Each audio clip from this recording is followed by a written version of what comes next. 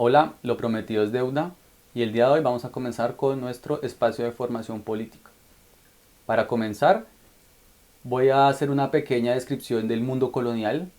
Sin dudas este periodo es muy extenso y complejo, pero voy a tratar de ser muy sintético y concreto, señalando algunos puntos relevantes. Lo primero es ubicarnos geográficamente.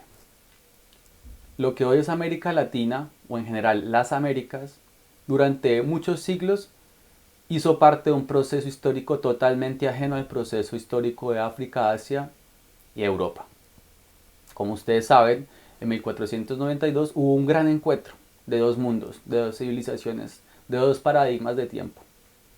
Por un lado estaba Europa, que aquel entonces no se conocía como Europa, sino como imperios, el imperio francés, el español, el inglés. España hacía parte de uno de los imperios que estaba asediado por el Imperio Otomano. Como ustedes sabrán, Europa está en el centro y el Imperio Otomano tenía asediada Europa de punta y punta. Por un lado estaban en la península ibérica, como sabemos, la península ibérica, lo que hoy es España y Portugal, por más de 7-8 siglos estuvo incorporada al mundo árabe y musulmán. Allí había un califato, el califato de Al-Andalucía, que hasta 1400 tenía su dominio allí. Por otro lado, el Imperio Otomano asediaba Europa por lo que hoy se conoce como Grecia hasta llegar incluso a Viena. Hubo una batalla muy importante en Viena.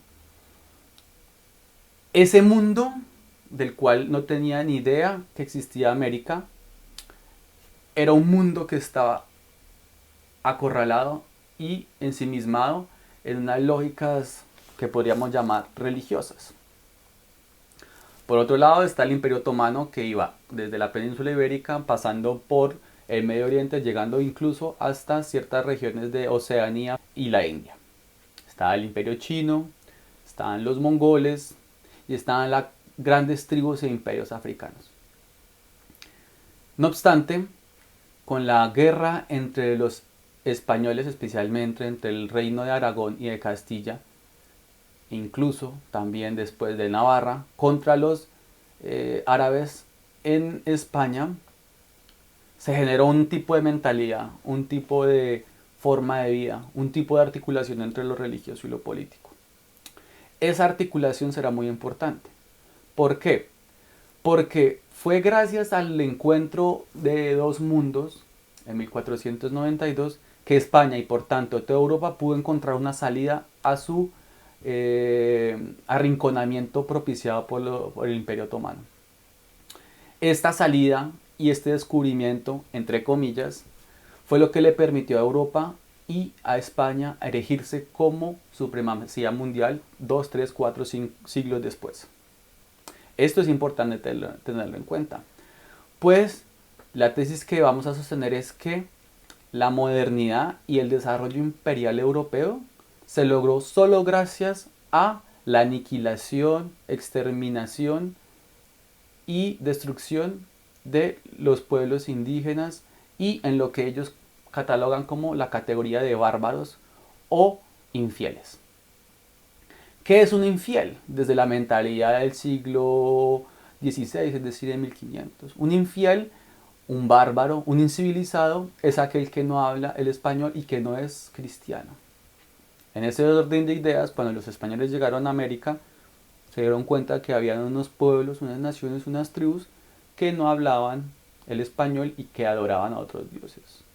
Para ellos eso era inconcebible. Continuando con la lógica de lucha contra los árabes y los musulmanes, las tropas españolas pensaron que debería continuar con el proceso de cristianización y encaminaron y comenzaron una lucha contra los pueblos indígenas en una lógica de cruzadas. Las luchas contra los pueblos indígenas fueron en últimas unas luchas religiosas.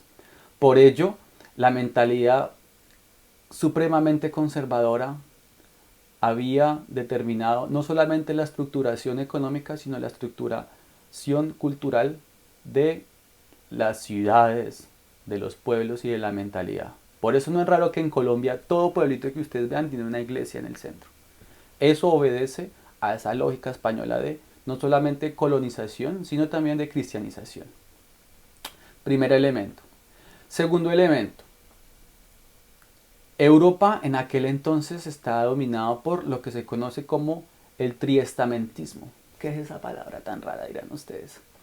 3 estamentos, 3 cuerpos, 3 estructuras que conformaban la sociedad. En su cúspide se encontraban los religiosos, los padres, los curas, el papa. En la mitad estaban los reyes, la nobleza, los caballeros. Y en la parte inferior de la pirámide estaban los pueblos, el pueblo llano, el trabajador, el comerciante, el artesano. La disputa entre el papado y el rey generó una inversión de la relación entre el rey y el papa. No era el papa el que estaba por arriba, era el rey. La lucha contra el papado significó una gran ruptura para el modelo medieval. El caso de Inglaterra es bastante explícito. Allá el rey dijo, un momento, porque yo tengo que estar recibiendo órdenes del papa. Pues bueno, creó mi propia iglesia. La iglesia anglicana, de anglicana, inglés, English. Eso es la iglesia. Crearon su propia iglesia. Problema solucionado. En Alemania, como ustedes saben, la reforma protestante de Lutero se extendió por todo el norte de Europa y generó una ruptura total con el papado. Y una ruptura, por tanto, de esta estructura piramidal. Caso contrario, en España y Portugal esa estructura se fortaleció. Se fortaleció y el Papa le concedió al rey un poder supremo para proteger a la cristiandad. Así pues, se estableció una alianza importante entre el papado y los reyes de España, en este caso los reyes católicos, su nombre ya lo dice todo, para expandir el dominio cristiano y tratar de contener la reforma protestante. Por eso en España los jesuitas fueron los encargados de pensar, estructurar la contrarreforma. Si se venía una revolución teológica del norte, pues teníamos que preparar una contrarrevolución teológica. ¿Y la contrarrevolución teológica en qué consistió? En radicalizarse, en generar juicios totalmente dogmáticos, la creación de la Inquisición, la creación de instituciones de persecución a los moros, por ejemplo, a los judíos, de persecución a quienes consideraban y se sospechaba que no eran cristianos.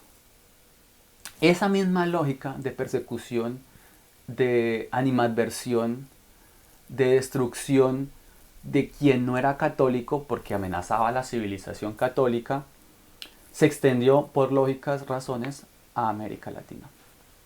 En el caso latinoamericano o en el caso americano en general fue aún peor, porque esa pirámide se duplicó. Había otra pirámide aún incluso inferior a la primera y a la previamente descrita. Entonces estaba el Papa, estaba el rey, estaban los trabajadores y pueblo llano artesano españoles. Luego estaban los españoles nacidos en América Latina o lo que le llamamos los americanos. Luego estaban los trabajadores y artesanos y comerciantes españoles nacidos en América, llamados americanos. Y por último estaban los indígenas y aún más abajo estaban los esclavos. Es decir, la pirámide en América Latina se engrosó y generó lazos de subordinación impensables. Así pues, este primer momento nos permite entender un poquito cómo en Colombia, aún casi después de 400 siglos, muchas lógicas existen todavía. Ese pensamiento un poco retrógrada, conservador, reaccionario, de decir, aquel que no sea católico es una amenaza para la nación, es una amenaza para el pueblo, una amenaza para la república. Aún liberales, comunistas, socialistas, progresistas son equiparados al enemigo común. Esa es aquella lógica cruzada, aquella lógica de civilización, aquella lógica de persecución a los impíos y a los infieles que aún permanece en Colombia. Sin más, quería generar ese, digamos, ese contexto histórico y un poquito social para poder entender cuestiones aún más delicadas relacionadas a la tierra, relacionadas al Estado, a la representación y en últimas a la independencia. Espero que este video los motive para seguir viendo el próximo video. En el próximo video analizaré con más detalle la herencia colonial en cuanto a la estructuración del Estado y, y al pensamiento pre-revolucionario de la independencia. Y espero ir generando ideas que nos permitan entender nuestro presente. Muchas gracias.